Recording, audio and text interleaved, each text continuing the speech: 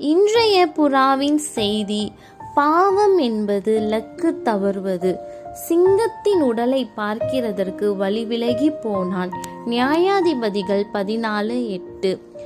வேடன் ஒருவன் காட்டிற்குள் சென்று தன் கையில் உள்ள வில் அம்பினால் பறவைகளை வழக்கமாக வேட்டையாடி வந்தான்.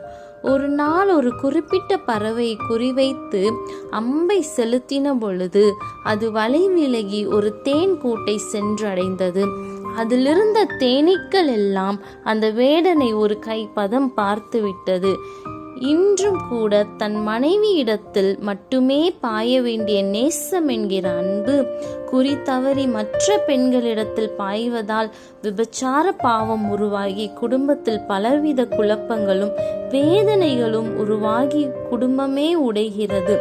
அதே போல் தேவனிடத்தில் மட்டுமே பாய வேண்டிய உண்மையான அன்பு அவர் தரும் ஆசீர்வாதங்களாகிய பொருள்கள் மேல் பாய்வதால் பொருளாசையாகிய விக்கிரக ஆராதனை உருவாகி நம் ஆத்துமாவையும் ஜீவனையும் நஷ்டப்படுத்துகிறது.